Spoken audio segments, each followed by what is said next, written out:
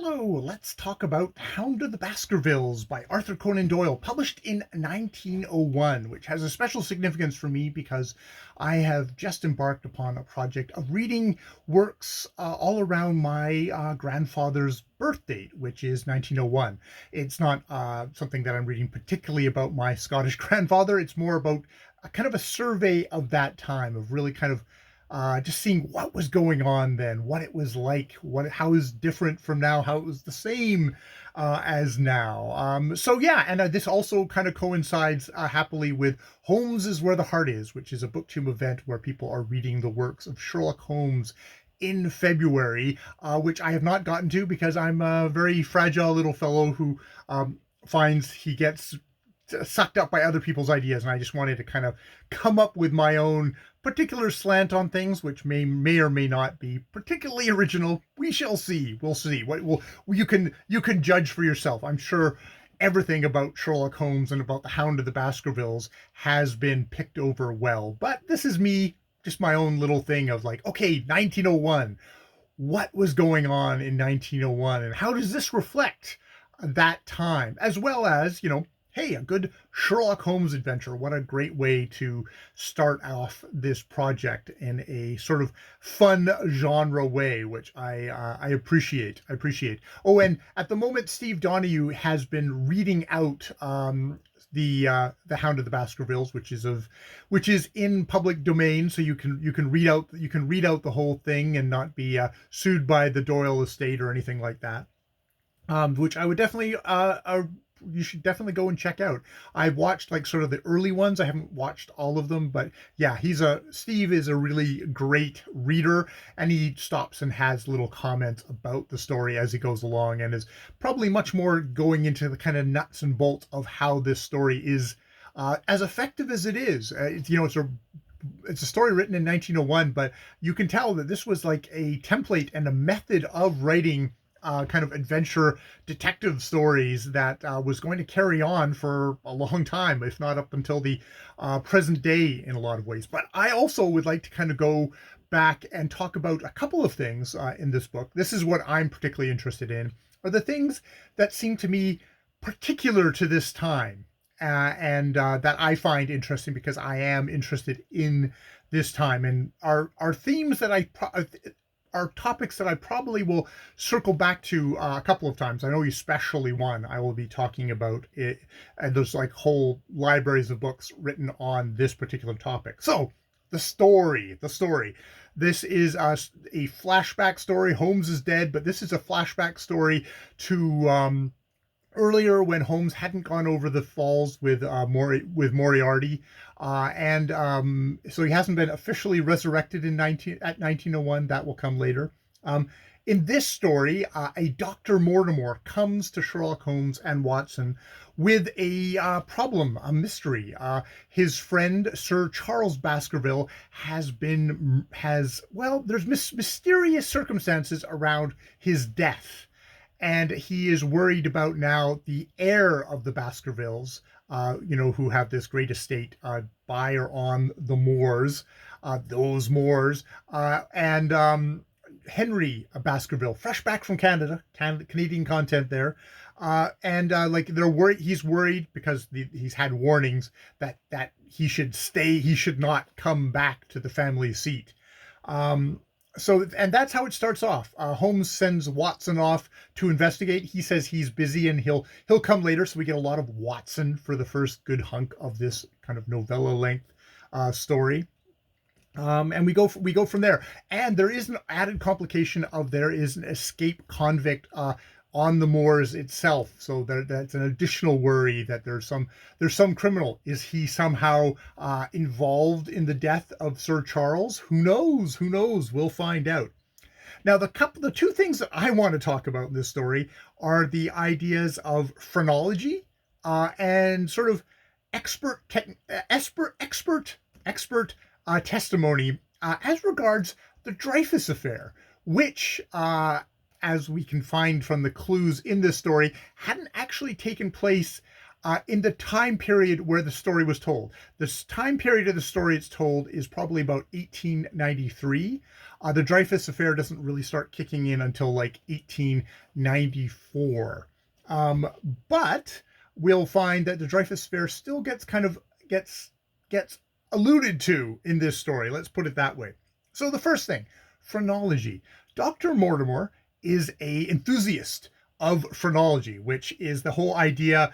It's a pseudoscience where it's like, oh, if we measure the bumps on the skull, it will predict your mental traits. And very much also kind of racialized pseudoscience, where indeed you have Sir Charles, who apparently was also enthusiast of this, had brought back scientific information from South Africa. I don't know if that means skulls or whatever.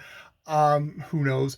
But had brought back scientific information from South Africa, where he and Dr. Mortimer would compare the relative physiology of what is it of the Bushman and the Hottentot. So yeah, taking racial, definitely taking serious the idea that racial traits and stuff like that are going to predict, how intelligent, or the criminality of a lot of times of things. Now, by 1901, this was a thoroughly debunked scientific theory. It had actually been debunked a lot earlier, but it was debunked at this point. However, apparently Doyle himself was someone who was actually still believed in this stuff. Which, I mean, you can go into the whole thing of phrenology. He was also into spiritualism. The creator of the kind of the scientific detective, who is all very much about methodology of kind of coming to making deductive reasoning and stuff like that. The creator himself was apparently kind of a pretty gullible guy when it came to a lot of stuff like this. There's stories of him being friends with Harry Houdini, and Harry Houdini, who was a magician, knew the tricks of like that a lot of the spiritualists used, and he would demonstrate this to Doyle, but Doyle would say, "Oh no, you've actually got spiritual powers." It's like, "No, I do not. This is all trick. I can show you the steps," but he wouldn't believe it. And indeed, they fell out over stuff like this. So there is that kind of contradiction of like having a creator who is pretty illogical creating the great logical detective in that. There's also the idea, I have to say, of the idea of phrenology. It's like it's inherited traits and kind of biology and stuff like that, which definitely kind of feeds into a lot of the themes of this novel. We have the criminal Selden described in very kind of what you would probably call kind of almost kind of biological ways within this story. You've got Selden is he's an evil yellow face, a terrible animal face, and all seamed and scored with vile passions, foul with mire, and a bristling beard, and hung with matted hair. It might as well have belonged to one of those old savages who dwelt in the burrows on the hillside. The light beneath him was reflected in his small, cunning eyes, which peered fiercely to the right and left through the darkness, like a crafty, savage animal who has heard the steps of hunters. There is a sense of casting criminals as kind of a lesser evolved creature in this world. And then, not to give terrible spoilers for The Hound of the Baskerville, but when we do find out who the actual criminal is, who's behind the death of Sir Charles, and who is hunting Henry Baskerville, you do find there is a definite stream of inheritance there, of evil father producing evil son, sociopathic son, and stuff like that. So while you can say that the creation of Sherlock Holmes was very much this logical thing, there's very much undergirding the story a lot of Conan Doyle's beliefs, in hereditary traits which are shaky, or utter bullshit, to say the least. Now, the other thing I wanted to talk about in here, other than phrenology, how much fun, is something that I think I will be pursuing a lot more, which is that when Dr. Mortimer comes to Sherlock Holmes, he talks to him about how, oh, I've decided to come to you because you're the second greatest expert on on that I could highest expert in Europe. And he's like, well, Holmes is like, well, who's the first? And he said, and what Dr. Mortimer replies is Bertillon. And Holmes is offended, and Dr. Mortimer apologizes, but that's an interesting name to bring up. This is Alphonse Bertillon, a 1853 to 1914 French police officer and biometrics researcher.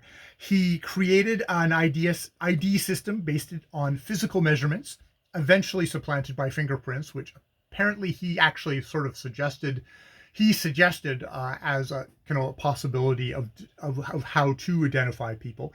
Also, the inventor of mugshots, created many kind of forensic techniques, ways to preserve footprints, ballistics, and other things. So we're talking about Sherlock Holmes is the originator of the kind of in fiction of the great detective of a great thing. This you could argue Alphonse Bertillon is a real life example of one of these fathers of modern police techniques of how to track down stuff. So a fairly major figure in himself, and you can see why maybe someone like Dr. Mortimer would bring him up as this great expert. And he's bringing him up as a great expert in 1893, which is interesting because that is a year before a French soldier, Jewish soldier, is accused of and convicted of passing secrets to the Germans. This turns out to be spurious. The soldier is exonerated after multiple trials. It doesn't actually finally resolve until like 1906, but this is a giant scandal, and the reason it's a giant scandal is this is the Dreyfus affair. That's the name of this soldier is Dreyfus. It's virulent in its anti-Semitism that is evinced. He was someone on anti-Semitism on one side, anti-Catholicism on another side. This really divided. This is the culture wars in a gigantic form, pre any kind of modern thing. And Alphonse Bertillon becomes into this because when it comes to the trials, he testifies. He doesn't testify as any of his expertise this way. He testifies as a handwriting expert, which he most seems to be decidedly not. And it seems that under pressure from people who are very interested in convicting Dreyfus of this crime, whether he was guilty or not, he wasn't.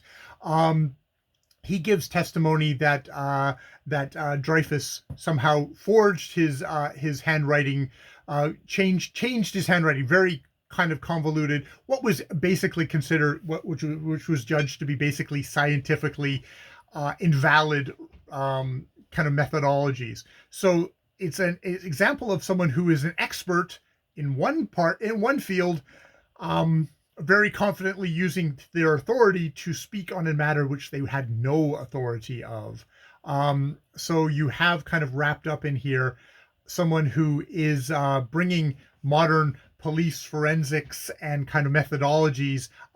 This kind of I guess it's like this is something that advances kind of the idea of how police operate and trying to get to the truth, but also showing a prime example of when a expert, you have to be careful how you measure experts. I know there's stories of like Nobel Prize winners in one field proclaiming and kind of prophesizing in a different field and having no idea what the hell they're talking about. You shouldn't listen to them in this field. If someone who is a physicist starts talking about something in in biology, you probably shouldn't pay attention to them any more than you should to me talking about it. That kind of idea.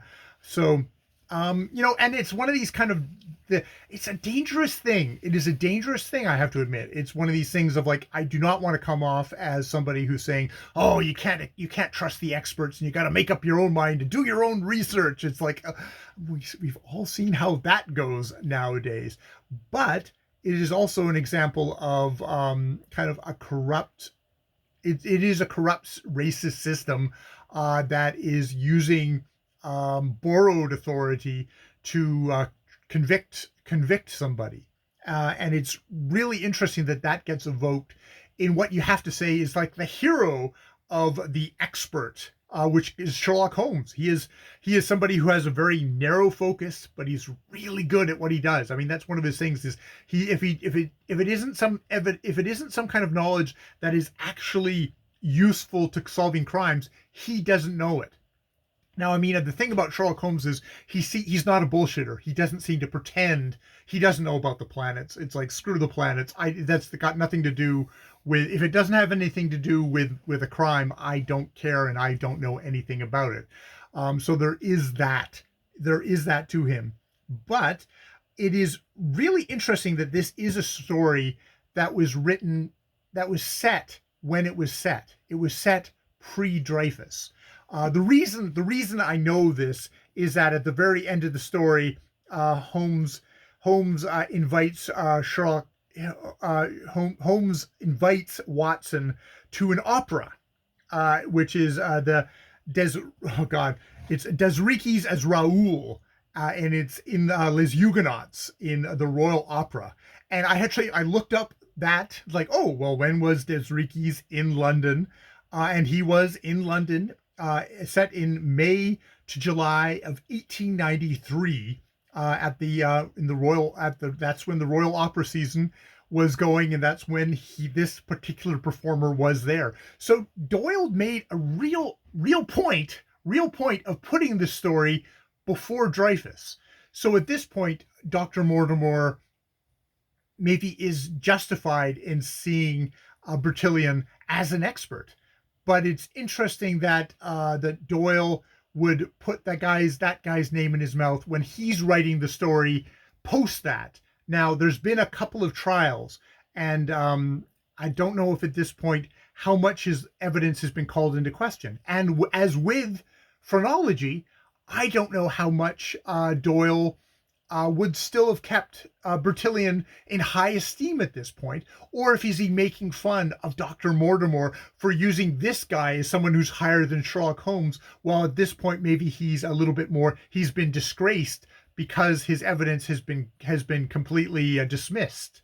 I don't know if that dismissal, this is the nitty gritty, kind of like the intricate thing, but it's just like that, like one thing of like Bertillon, it's like, oh, at that particular point of someone picking up this book in 1901, would they think Bertillon, Alphonse Bertillon, he's the great criminal police guy who's done all the mugshots and stuff like that? Or would they think, oh, that's that asshole who gave bad testimony at the Dreyfus trials, and he gave bad evidence at 2 Dreyfus trials that I know of. So that is just like these little niggly things is like, that is kind of really fascinating. And just like, the example of, we have kind of the valorizing of somebody who is searching for the truth, an expert searching for the truth. And then we have just a little mention at the beginning of the story. Oh, but there's someone like Alphonse Bertillon who is supposed to be a searcher for the truth, but is also vulnerable to the political pressures and the prejudices of his time, and how that can get warped. How much he actually believed this, how much he just wanted to believe this because that's what his bosses wanted. That all that stuff. I do not know that much about Alphonse Bertillon, but it's just like, that's kind of fascinating that is in there. And that's the kind of this is the kind of stupid shit that really gets me interested in my 1901 project. So yeah, I will be picking up books on the Dreyfus affair because this is something that falls in my remit. My 1901 project is going from my kind of my target period is fairly wide. It's from like 1890 to 1910. I'm staying away from World War One. It's this period, just this slice of period in here that I'm interested in. I've already started a book by Barbara Tuchman on this period, the Proud Tower. And I will be also picking, yeah, there's a couple of books on the Dreyfus affair, and I'm going to start reading some of them. Actually, I think in the Proud Tower, Barbara Tuchman, one of her chapters, because they're kind of on discrete, each chapter's on kind of a discrete topic taken from this time. I think one of those is the Dreyfus affair, which um, I know that one of the people that was reporting on the Dreyfus affair at the time was a man named Herzl, who is considered the kind of the founder of the kind of having Jews getting an independent state, because he this maybe wasn't the origin of it, but was a contributing factor at least to his idea that, boy, Jewish people just are not going to be able to live in Europe, and they need to find their own place to live, which is the reverberations of all that, of course, are playing out very, very much these days. All right, I will leave it there. More videos later.